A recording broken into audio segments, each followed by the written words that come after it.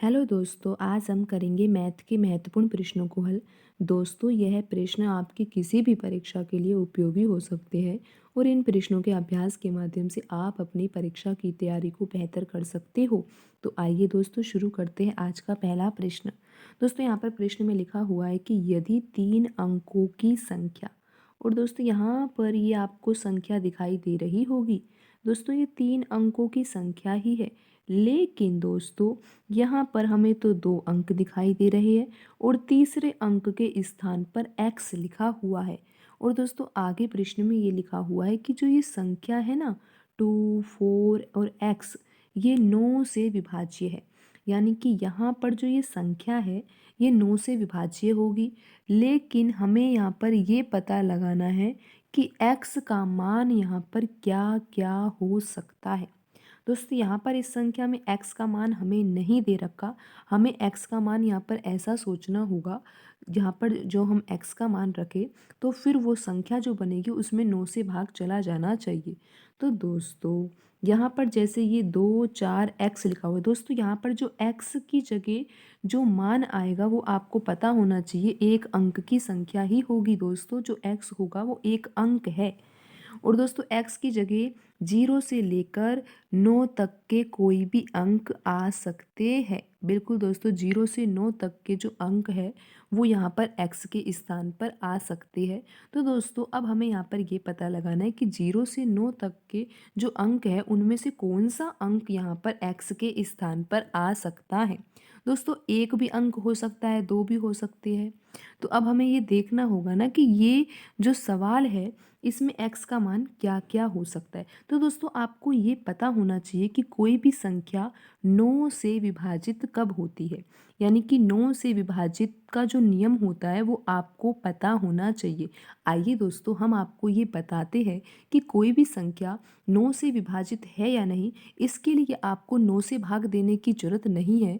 इसका एक नियम होता है जिसके द्वारा आप तुरंत ये पता लगा सकते हो कि वो संख्या 9 से विभाजित है या नहीं।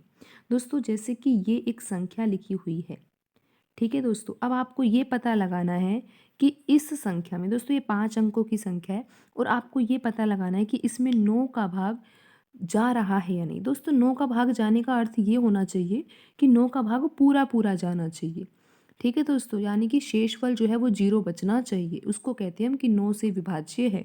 तो दोस्तों अब आप क्या करोगे, आपके पास एक तरीका तो आपके पास पहले से है ही कि आप इस संख्या में 9 से भाग दो और फिर ये देखो कि शेषफल 0 आ रहा है या नहीं। तो दोस्तों इससे अगर आप इस तरीके से करोगे तो ज़्यादा समय लगेगा और दोस्तों परीक्षा में इतना समय नहीं होता है। इससे अच्छा तो ये है कि आप तरीके को सीख लो। तो दोस्तों आपको क्या करना चाहिए, 9 से विभाजित के नियम के लिए इन जो अंक है ना, ये 5 अंकों की संख्या है, तो इन पाँचों अंकों को आपको जोड़ना है। बिल्कुल दोस्तों इस तरह से आपको यहाँ पर लिखे 5 अंकों को जोड़ देना है। इस संख्या के जो 5 अंक हैं उन सबको जब आप जोड़ोगे तो आपके पास योगफल क्या आएगा। दोस्तों 2 और 4 6, 6 और 6 12, 12 और 4 16, 16 और 5 क्या हो गया दोस्तों, 16 और 5 हो गया 21। तो दोस्तों 21 में तो 9 का भाग नहीं जा रहा, तो इस पूरी संख्या में जो ये 5 अंकों की बड़ी संख्या लिखी हुई है इसमें भी 9 से भाग नहीं जाएगा। दोस्तों अगर यहाँ पर 21 के स्थान पर 27 आता ना, तो 27 में तो 9 का भाग चला जाता है, तो फिर उस संख्या में भी 9 का भाग चला जाता।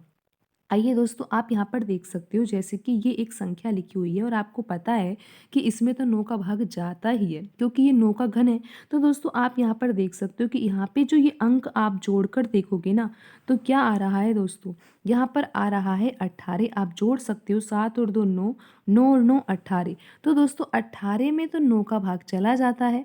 जी बिल्कुल दोस्तों, 18 में 9 का भाग चला जाता है पूरा पूरा, तो इस संख्या में भी 9 का भाग चला जाएगा।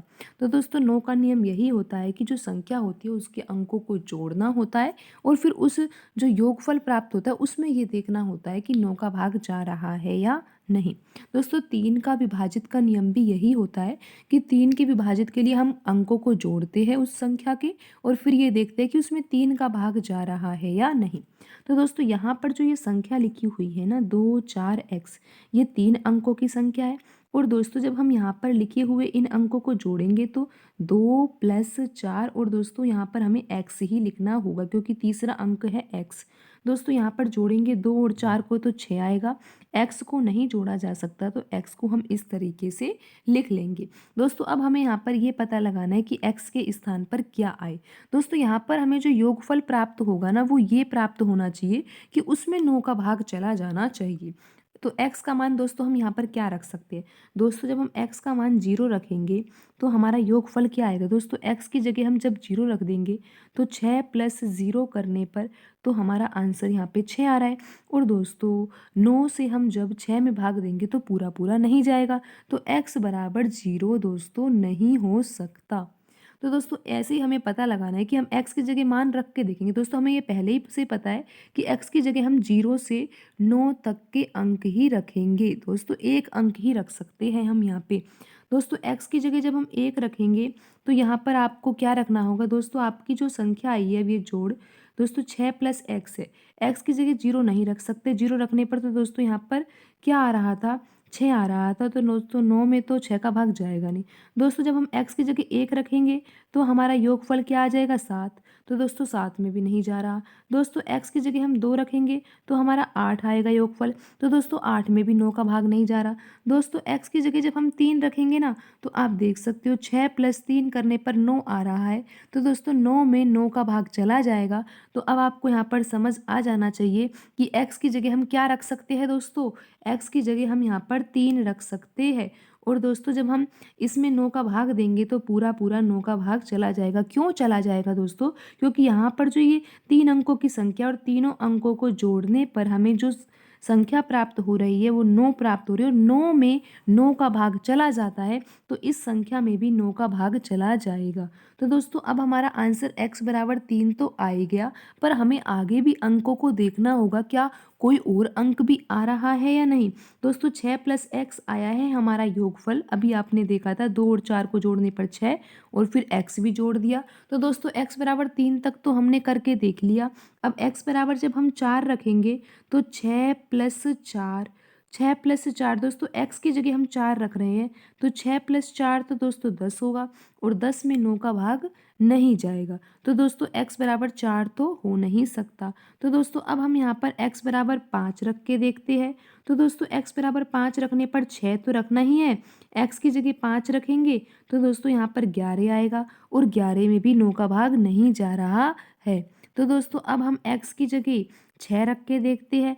तो दोस्तों x की जगह 6 रखने पर 6 तो है ही पहले से, x की जगह 6 रख देंगे तो 6 + 6 12 हो जाएगा। 12 में भी दोस्तों 9 का भाग नहीं जाएगा। दोस्तों अब हम x बराबर जब 7 रखेंगे तो 6 प्लस दोस्तों x की जगह 7 रखने पर ये 6 + 7 13 हो जाएगा। 13 में भी दोस्तों 9 का भाग नहीं जाएगा। दोस्तों x बराबर 8 रखने पर x की जगह आप 8 रखोगे तो आपका यहाँ पर 14 आंसर आएगा। और दोस्तों 14 में भी 9 का भाग नहीं जाएगा। तो दोस्तों x बराबर 9 रखोगे जब आप तो यहाँ पर 6 + 9 15 आएगा। तो दोस्तों जब भी आपका 9 का भाग तो नहीं जा रहा है। तो दोस्तों आप यहाँ पर समझ गए होंगे कि यहाँ पर जो ये संख्या थी वो ये थी। हमने जब संख्या के अंकों को जोड़ा तो हमारा यहाँ पर आंसर 6 + x आ रहा था।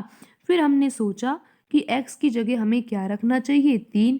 3 रखने पर दोस्तों 6 + 3 बराबर 9 आ रहा है और 9 में तो 9 का भाग जा ही रहा है। तो इस संख्या में भी यहाँ पर जब हम x की जगह 3 रखेंगे तो ये 243 हो जाएगा और इसमें भी दोस्तों 9 का भाग जाएगा। तो दोस्तों यहाँ पर जो सही आंसर होगा वो आपका x बराबर 3 होगा। और क्यों होगा दोस्तों, इसके बारे में आपको हमने बता दिया है। तो दोस्तों आइए अब हम अगला प्रश्न करते हैं। दोस्तों अगले प्रश्न में ये लिखा हुआ है कि 3 अंकों की संख्या ABC का व्यापक रूप लिखिए। तो क्या दोस्तों आपको व्यापक रूप लिखना आता है। दोस्तों 3 अंकों की संख्या ये है, आपको पता है इसमें 3 अंक है दोस्तों। इकाई का अंक दोस्तों यहाँ पर C है, दहाई का अंक यहाँ पर B है और सैकड़े का अंक यहाँ पर A है। दोस्तों जैसे कोई ये संख्या लिखी होती है तो आप यहाँ पर ये जो अंक होता है 1, इसको इकाई का अंक बोलोगे और यहाँ पर जो दूसरे स्थान पर लिखा हुआ है उसको दहाई का और तीसरे स्थान पर लिखा हुआ सैकड़े का अंक कहलाता है। तो दोस्तों आप इस संख्या में भी देख सकते हो, ये इकाई का अंक है, ये दहाई का अंक है और ये सैकड़े का अंक है। तो आइए दोस्तों पहले आप इस संख्या को लिखो, उसके बाद ही आपको समझ आएगा। दोस्तों यहाँ पर 523 लिखा हुआ है, तो हम इसको खोलेंगे कैसे? दोस्तों व्यापक रूप में आपको इसको खोल के लिखना है एक तरह से। तो आप लिख सकते हो दोस्तों 5 गुणा 100। बिल्कुल दोस्तों, 2 के साथ आपको पता है दहाई के स्थान पर है तो आपको 10 का गुणा करना होगा, और 3 इकाई के स्थान पर है तो आपको 1 का गुणा करना होगा। तो इस तरह से दोस्तों आप 523 को लिखते हो।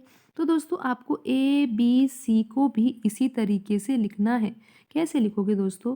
दोस्तों जो ए है वो सैकड़े के स्थान पर है तो आपको 100 के साथ ए का गुणा करना होगा। दोस्तों जो यहाँ पर बी है वो दहाई के स्थान पर है तो आपको 10 के साथ बी का गुणा करना होगा। और सी जो है ना दोस्तों वो इकाई के अंक पर, इकाई के स्थान पर है तो आपको सी के साथ 1 का गुणा करना होगा। दोस्तों अब आप 100 का गुणा ए से करते हो तो आपका आंसर आता है 100 ए, और दोस्तों आप 10 का गुणा बी से करते हो तो 10 बी, और सी का गुणा जब आप 1 से करते हो तो आपका आंसर आता है सी। तो दोस्तों आप ए बी सी ये 3 अंकों की जो संख्या है उसको इस तरीके से लिख सकते हो। बिल्कुल दोस्तों, कैसे लिख सकते हो आप ए बी सी को?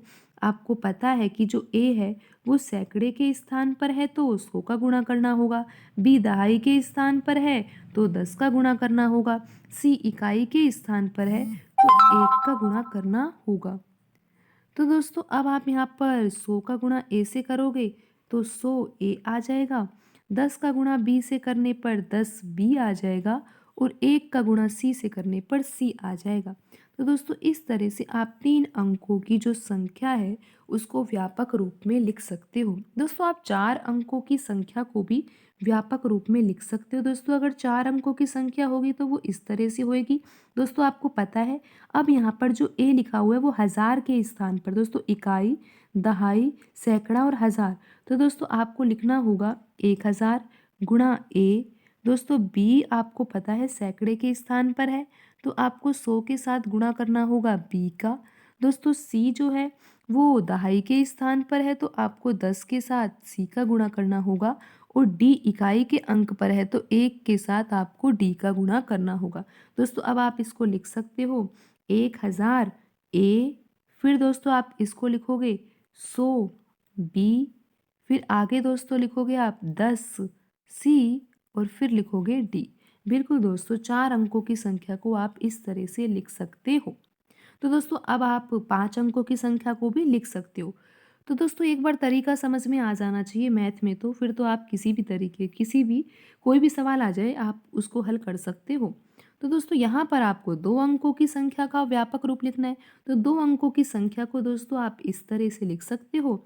और फिर आपको क्या करना होगा दोस्तों, यहाँ पर ए जो है वो दहाई के स्थान पर है तो आपको 10 का गुणा करना होगा, और बी जो है वो इकाई के स्थान पर है तो आपको 1 का गुणा करना होगा बी के साथ।